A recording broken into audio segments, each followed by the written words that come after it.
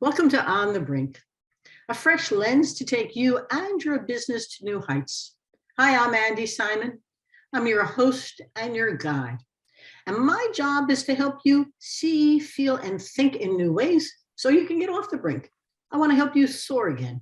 And in these fast-changing times, we've been doing so much writing and speaking about leadership in fast-changing times. With all the tumult and disruption, how do you really see things through a better lens? And how do you know how to respond quickly and effectively and build those relationships in new ways? So today I have a fabulous speaker for us. Debra, Dr. Debra Clary, is here to talk to us about curiosity. What a great topic. What a great lady to have you listen to. And what Debra is going to share with us is a lot about how we should stop assuming we know and begin to think and listen differently, open our minds to possibilities. And so it's going to be a great day for us to share how to be curious. What's your curiosity quotient? Have you thought about it? Do you love new things, or does your brain fight it and flee away from it? So let me tell you about Dr. Clary first, and then Debra will come on and we'll tell you all about herself. Debra Clary is an executive with 3 decades of leadership experience with 4 Fortune 100 companies: PepsiCo, Coca-Cola, Brown-Forman, and Humana. Her broad-based functional expertise spans from global operations and marketing, strategy development, human performance, to corporate board and investor relations. Her current Humana role, she's Associate Vice President for the Office of the CEO and works with the executive team to improve their impact and contribution through executive development and cultural transformation. You're going to just enjoy her perspective because she goes around and talks to thousands and thousands of Humana folks about how to see, feel, and think in new ways, to be curious. Debra, thank you for joining me today. My pleasure, Andi. Now, tell the audience, if you don't mind, who is Debra? What's your journey like? It sounds like you're a curious person because in some ways that curiosity has led you in great places. Who is Debra? Yeah. All right. Thank you, Andi, again. Well, I started my career at Frito-Lay, and I actually started as a route driver. So right out of grad school, my first job was driving a route truck for Frito-Lay in the city of Detroit. And weren't my parents proud, right? Wait, you just went to undergrad and then 2 years of business school, and now you're driving a route truck. But it's really where I learned the basics of business. You know, when I started at that bottom, loading my truck, delivering potato chips, learning how to work with backstore delivery individuals as well as the store managers. And I spent about a decade at Frito-Lay in various sales and marketing type roles.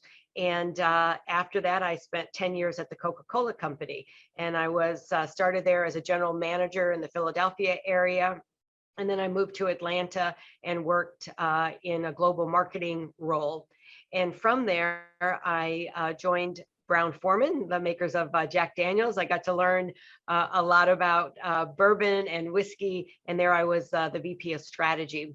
And then I got really curious about culture and leadership. I had worked for 2 very large organizations, very well seated and structured. And then I went to Brown-Forman, which was a much smaller company, and still very much run by the family. And so I began to see differences in cultures and differences in leaderships, and I got curious.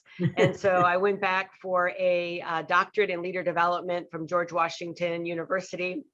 I would fly to DC once a month on a Thursday night. I'd go to school 12 hours Friday, 12 hours Saturday, and then I would fly back home on Sunday. And so I did that for 3 years, and I wrote my dissertation on executive women and leadership and later published it into a book.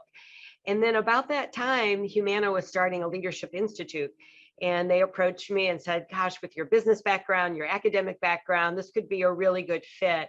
And I said, no way. Like I am food, I am beverage, I'm, Super Bowls, concerts. I mean, I'm like living the big life in these consumer packaged goods companies. And the more I thought about it and the more conversations I had with them, I realized I had an opportunity to take all of that experience and help Humana, the company was just beginning to pivot into being really centered on the customer and the needs of the customer. So with my consumer goods background my academic background, I joined Humana to stand up the Leadership Institute. And I did that for about the first 8 years that I was there. And then a new CEO came in, and we created a new role in which I was embedded in his team and helping his team really improve their team dynamics and really their impact and contribution to the organization. So I've been doing that for the last 8 years. You know, I'm curious about your curiosity, though, because I too have a career that isn't, you know, I didn't stay for a very, very long time in one place. I stayed long enough to begin to understand its culture, what was developing. I liked things that were vacuums that we could change. But then when I went into my own business, I began to realize that my job was to help others see things through a fresh lens and to do it in new ways, to be curious. And the leadership academies I have, people are emerging to see how to lead differently and to listen differently. So as you're now thinking about your career, and I'm so delighted you shared it, and I know you and I don't know you so well. So it's so a pleasure to really begin to get to know your history, because it's framed who you are today. So as you're thinking about this, and I know you speak widely on curiosity, share with our audience, what is curiosity? Where does it fit? Why is it so vital right now? Because that curiosity quotient, that CQ, is becoming extremely important. Your turn. Yeah, how I got curious about curiosity, if you will, is it was probably about 4 or 5 years ago. I was sitting next to our CEO in a meeting, and he leaned over to me and he said, "Do you think curiosity is it learned, or is it just innate?" And I said, "I don't know. I want to go study this." And so I just dug into all the research on curiosity, and I really became a huge fan of it. Even though I think for me, I am a learner, and my parents fostered that in me, and I just, I feel like I can't breathe if I'm not learning something each day, and that's how I'm wired, so to speak. But when he asked that question, I became more serious about it in terms of, well, can it be taught? And the answer is absolutely. Curiosity can be learned. And it's also that curiosity is not a trait. Curiosity is a state, and that it can be fostered by yourself and others. There was a group of neuroscientists out of London that wanted to really understand. Their focus was on child development. And what they came to understand is watching them is that, and this won't come as a surprise to you, but that, children, especially toddlers, they ask a lot of questions. Matter of fact, they ask 396 questions a day. So every minute and 56 seconds, a toddler is asking a question. Now, the question may not come verbally, it may come at they're pointing at something. So children are incredibly curious because the world is a wonder to them. Well, what they found out is that for those caregivers that tried to answer those questions and stayed with their child, they found on this longitudinal study that these children were more academically successful, more socially connected, and more emotionally stable. So as children, we come into the world curious, and if it's fostered, it gives us a better shot at life.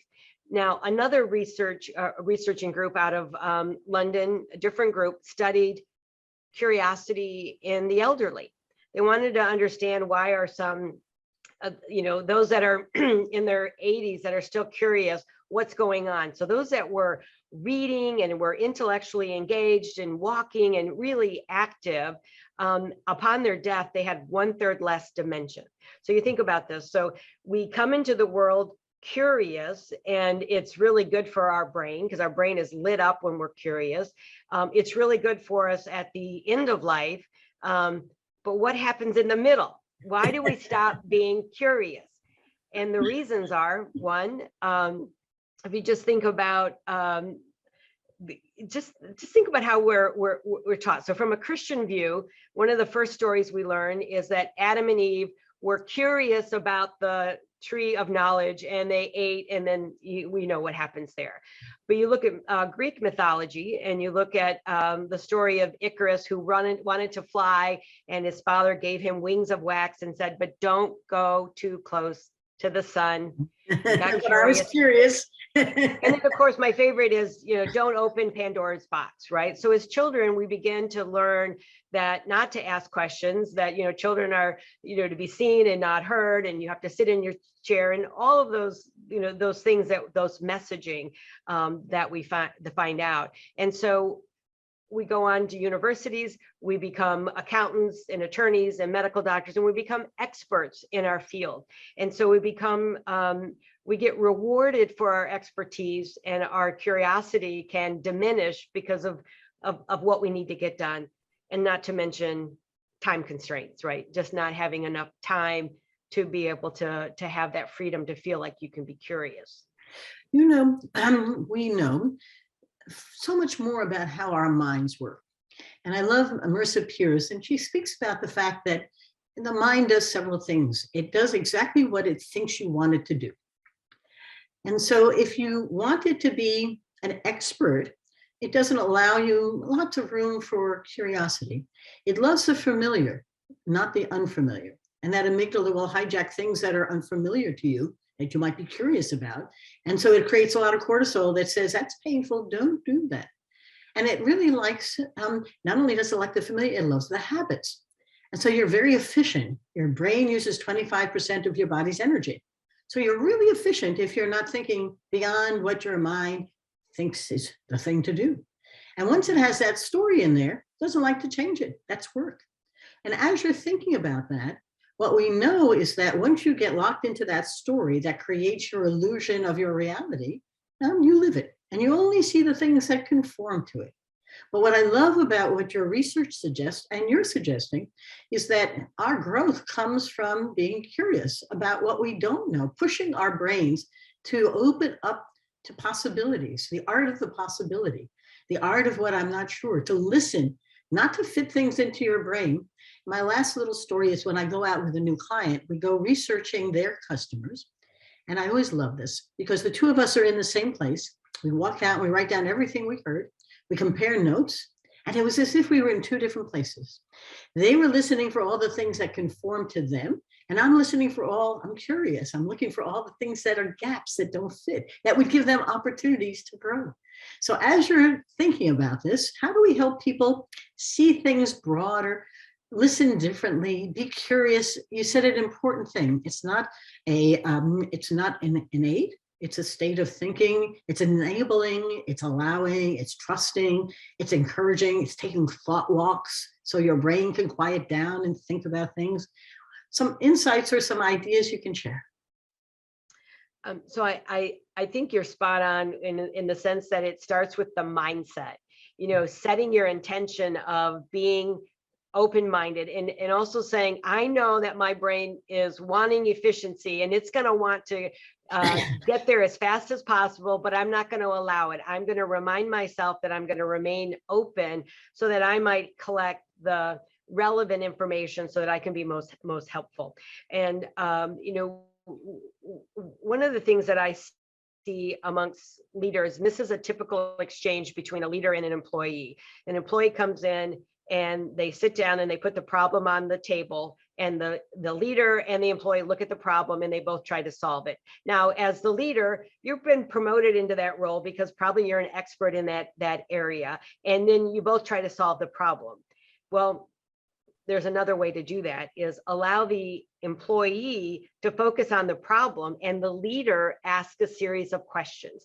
And you're doing two things for this. One is you're teaching that employee how to think for themselves, and most likely they have the answer. They maybe haven't thought about it in a way that's going to get the best results. And so the role of the leader is to ask open-ended questions and then provide support and encouragement that they can do that. That's why you're building the critical thinking of an employee. But that's an error that I see that leaders make, that it's an easy fix, is to remain open and to ask questions so the employee can think about it. It sounds like you're urging those leaders to be coaches, not command and control. I have the answer, I'll tell you what to do. Instead, you're saying, I'm going to enable you to creatively find solutions yourself, because you've got the answers. That's why you're there. So how do I help you do that like a coach might, instead of telling, we're going to facilitate a whole process of discovery. Do you also have them encourage them to come back with ideas, to go back and talk to others? I mean, I'm curious how you're developing those leadership skills, because they're essential to developing the team and the organization. At least I think they are. Yeah, absolutely. And the first thing is just the awareness of why they may not do that. Right. So I don't want anyone to feel badly about their leadership. I really want to be additive and generative to what they're currently doing, and just saying, we recognize that you are you're under pressure, you're under stress, you're under constraints for time. And it may feel like the easiest thing to do is to give the individual the answer. And maybe sometimes that is the case. But in general, if the role of a leader is to develop that individual to be stronger, then leading with questions to help them create that critical thinking is going to be really, really powerful. You're going to have a better employee if you take that extra time to do that. And the most important thing is you're expressing your confidence in that individual's abilities, and that you also want to encourage them to continuously speak up about their ideas. This is an open forum for any ideas, and that we want to explore them. The other thing that we do, so is one, start with the mindset and encouraging the leaders that this isn't easy, but you're going to get this. And then we take them through a series of what are good, authentic questions, and what are non-genuine questions, if you will.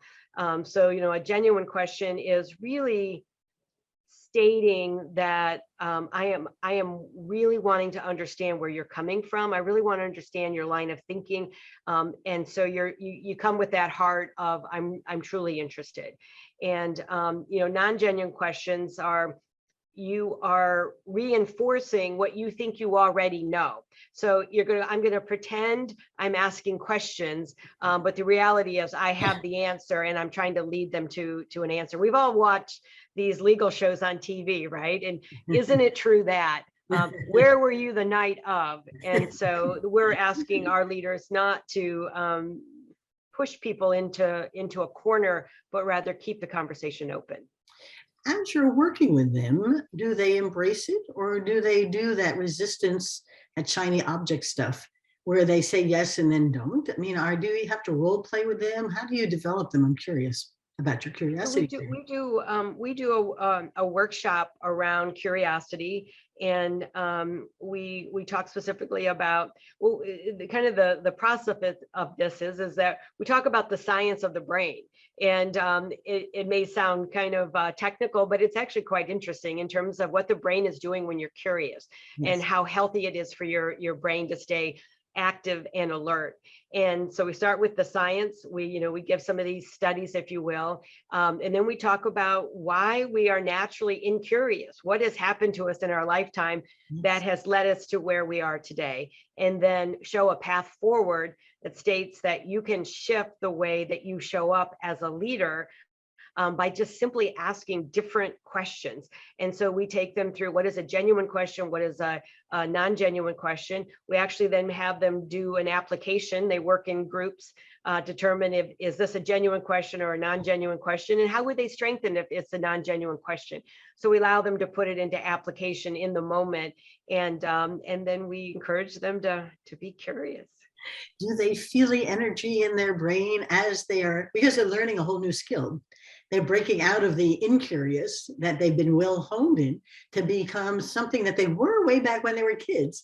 So they really know how to do it. I'll tell you something in a second, but I'm anxious for your answer. How do they feel the energy, or do they play and then leave? I mean, you're working hard on very strong people to help them do better.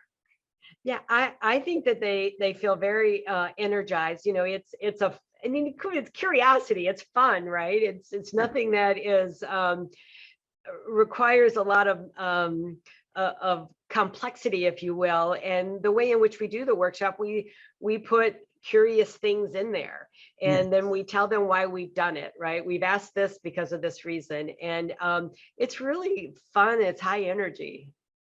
Yeah, well, and I do think that, the reason I asked you is that we play innovation games. We're innovation trained facilitators. And what we found was that when you put people into game mode, they relax. You know, humans always play. And once you go into a game mode, you can solve problems with such creativity, curiosity, without even knowing that the game has enabled you to think beyond the box that you're in. You talked about creating a new sandbox instead of even thinking out of the box. But the human is very complex. And I'll never forget, about a third of our clients are in healthcare, and doctors take 13 years to adopt evidence-based medicine. It's gotten down to 10 years now. But that's a lot of resistance to evidence-based medicine that they should be curious about understanding and being able to apply. But the risk factor is so high that they flee it. It's easier to stay back on what they learned than to try and test the new and almost risk the fact that I'm not quite sure how to do this or whether it will work or not. So it becomes an interesting human transformation. I bet you enjoy what you're doing. Oh, I love it. I love it. It takes my passion and, you know, just now having become somewhat of an expert in the area, it's fun to blend them.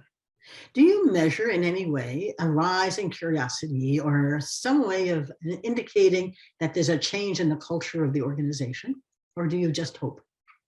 Well, we do a curiosity index. And so because one of our, you know, key points is that, you know, curiosity is contagious. And so if you are around others that are curious, so you work with pretty much a set of group in your team, so you can help each other be curious. And so we measure the curiosity of a team. And so when we do the workshop, at the end of it, we reveal what the current curiosity index is of that team. And we also show them how they compare to other teams within the organization. And of course, you know, all companies are competitive and are like, oh, we want to be more curious than the finance group, or we want to be more curious in that group. But we don't go back and measure them again, but we really encourage them to think about how they can be different with one another, whether it be a leader and an employee, or if it's just two colleagues, or even with your own leader, is how can you come forward with a different mindset and different questions? This has been such fun. And Deborah, I'm enjoying this more than you can imagine, and how to bring this into my toolkit. And for our listeners, how do you bring this into your toolkit? Because I do think there's something here that is enormously important during fast changing times. You're going to have to be curious about things you're unfamiliar with, because it's coming at you from all over. The whole ecosystem is changing. I won't list all the things that we talk about in our workshops, but it's just an abundance of change. And that means you should be curious about it instead of frightened. Don't flee it, don't fear it, don't appease it, do it. It's going to be cool. A couple of things you don't want our clients, our customers here, our audience to forget. I would say that curiosity is a state and not a trait. It's contagious. It can be learned, and that those that are curious will always be in demand. Oh, I love that.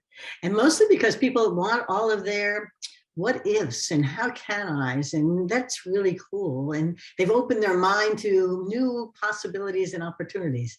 That's terrific. If you want to be engaged as a speaker or in some other fashion, perhaps your book, how can they reach you? They can connect with me either LinkedIn or my website, which is debraclary.com. Good. That's terrific. And we'll put that up on our blog post and so forth and promote it. So for all of my audience out there, thank you for coming. You've lifted us into the top 5% of podcasts globally, which I think is quite an honor. And I get my emails from across the globe. So if you have people you want me to interview for your sake, so you can hear them with a fresh eye and a new lens on it, let me know who that is. Today, we've had Dr. Debra Clary. Thank you for joining me today. It's been such a pleasure. And I always encourage you. It's info@andisimon.com. Send me your thoughts. Send me your ideas. My books, my second book, Rethink, Smashing the Myths of Women in Business, just won a 2022 Bronze Best Business Book of the Year award in the Women in Business category by Axiom, and I'm honored. And it's a pretty cool book to read. You'll enjoy it. And on that note, I'm going to say goodbye. Have a wonderful day. Keep thinking in new ways. Be curious, because I think that's going to be a real good part of a new way of thinking for you. So thanks again. Bye-bye now.